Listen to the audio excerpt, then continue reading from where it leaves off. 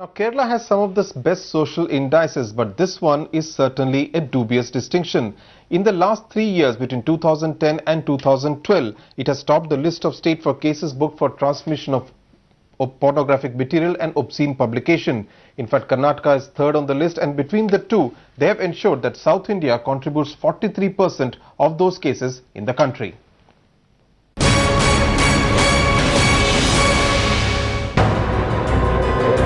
These MLAs watching porn brought shame to the entire assembly. But then, it is not just Karnataka MLAs who are obsessed with porn. According to information accessed from the Ministry of Home Affairs, of the 1,413 criminal cases related to pornography filed across India between 2010 and 2012, as many as 609 are from South India. Which means 43% of the porn-related cases were booked in the 4 South Indian states. What is even more shocking is the fact that Kerala, which is also the state with highest literacy rate, tops the chart with 386 cases. Because people are very sexually frustrated here because of all the pseudo-moral policing and people saying that there is an absolute ban on healthy relationships happening because man and woman are not allowed to talk. We need to talk openly about sexuality and acknowledge the fact that sex is something which is innate and it's an urge. Karnataka, where legislators watching porn clips in the assembly embarrassed the government last year, stands third in the country with 114 cases. What is being talked that Karnataka is number 3 and all, I think there is an awareness, like Kerala, most educated state, Karnataka again educated state. So there is an awareness to register the case, and that may be the reason. Otherwise, if we go on statistics that how many cases are registered, that doesn't mean that crime is number 1.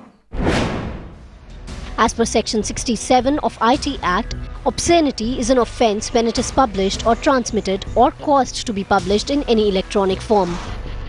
Specific cases which come up to them are when somebody sends a obscene mail or something like that, the recipient takes offense to it, and such offences can be booked under Information Technology Act wherever the electronic documents are used, and there could be 3 years of imprisonment going up to 7 years of imprisonment. So there is a lot of deterrence in the law. A better awareness, better spam filters installed by parents in their house, that will take control of many of such things. The horrifying subtext of these statistics lies in the fact that 30% of these cases are related to child pornography. It's really shocking being the most educated or one of the most educated state in the country. We are topping in such kind of affairs. It's really sad and it's unfortunate. Government should take firm action to stop all these things. The spiritual elevation should be there. It's like if a person is thinking only material way, even if the laws are there, there is no inner justification to keep him away or to abstain him from seeing all these things. Because I don't think that only a legal intervention can solve this problem. Woman is not an object of desire. She is not essentially an object of an entertainment. So if you can put in that concept of respecting the other gender, being able to accept them at the same level. The growing rise in cases, particularly relating to child pornography, is a cause of concern for authorities trying to clamp down on such illegal activity. The big hurdle is tracking the source of the content, which is often websites hosted outside the country. With Naveen Nair in Thiruvananthapuram and Pratibha Raman in Bangalore, Ruchira Sharma, Headlines Today.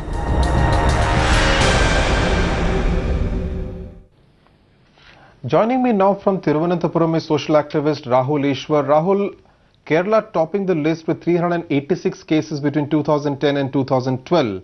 Now that's quite a dirty picture. Yes, it is a very dubious distinction because Kerala's population is only 3.5 crore plus. There are many states which are bordering us and in India which have much high population. But Kerala, not being a very large state or a largely populated state, having the highest number of cases is a dubious and shameful distinction to have. I believe government should check into these things. They have been demand for a lot of time about banning pornography or blocking the search words like many corporate companies do. In many companies you cannot access these things because there is a centralized system to check these. I think in the name of freedom we have stressed the line too much, and it is the right time for government to intervene and solve these things. Well, you say it's the right time for the government to intervene, but what explains this indulgence in pornography? Is it the influence of films? I believe films are a part. Human sexuality is a beautiful thing. It is to be celebrated. But pornography is a perversion of sexuality. Pornography is having wrong ideas, vulgar ideas regarding human body, female body, and human sexuality. So it's a very bad thing. And only one thing can explain this indulgence. That's free availability of this pornographic material. You can watch it free of cost. You can watch it anytime. You can just have a mobile phone. And one very important statistics I would request media to dig up is what is the age group of those people who are involved in this? What's the age group of those people who are arrested or cases lodged against this? I'm sure it might be below the age of 20 or 18. That's where the alarming situation comes. That's where the dangerous situation of having impressionable minds, young minds getting wrong and so-called vulgar filled ideas of human sexuality, that will seriously be a problem for them, their sexuality, their family life and their relationships. Right, Rahul, you make an important point about access being made easier. Joining us also is Harish Bijur, brand consultant from Bangalore. Now, Mr. Bijur, Bangalore is known as the Silicon Valley of India. Does it surprise you that Karnataka is in the top 3 as far as these cases relating to pornographic material transmission are concerned? Well, it doesn't surprise me because Bangalore, is at the forefront of it all, and I think it's at the forefront of pornography viewing as well to that extent. I do believe it happens because there are two kinds of pornography. One is what I call physical pornography, which is, every magazine, every piece of literature which you might find in a street corner. And the other is called e-pornography. And e-pornography is electronic pornography, which is really, electronic pornography is at the other end of your smartphone. It's at the other end of your iPad. It's at the other end of your desktop. And any city which is very deeply percolated and penetrated by e-devices like Bangalore is bound to attract a lot of attention on this count. Mr. Bijur, do you see it then having some kind of a negative impact on Bangalore's image? There are two pieces of image. One is an extrinsic image, the other is the intrinsic image. When it comes to the intrinsic image, it's within Karnataka. I mean, this is not a positive thing at all because a lot of people are going to say that, hey, listen, this is not on. Does it mean that our youngsters and maybe the oldies as well are indulging in stuff they mustn't? But then there's the extrinsic view, which is a global view, which might just say, hey, listen, guys, pornography exists. Let's accept the fact that it exists.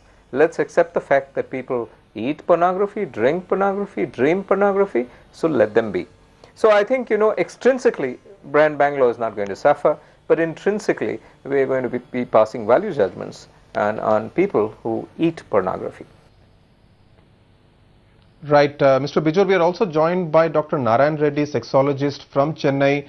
Dr. Reddy, do you see the fact that so many cases are being booked a matter of worry, a matter of concern? I am not worried about the police booking cases because today you don't require to buy a CD or DVD in the market. All that you do have to have is the internet connection. The moment www came into the world, then the game has changed. And today you have smartphones, you can watch things on YouTube also. So we cannot censor it, we cannot block it. The only way we can handle it by educating the people to handle themselves in a better manner. So would you say, Dr. Reddy, that this kind of addiction to pornography has some kind of an effect on conjugal relationships? Definitely. If somebody is addicted to something, whether it is alcoholism or smoking or gambling, similarly pornographic addiction also will throw a person haywire in his relationship, especially when it is within the family structure and a marriage. It will make the woman, the wife or the partner very inferior and she feel insulted. Right. Thanks a lot, Dr. Narayan Reddy, Rahul Ishwar and Harish Bijur for that perspective from different cities in South India. Well, that's it then on the Peninsula Update.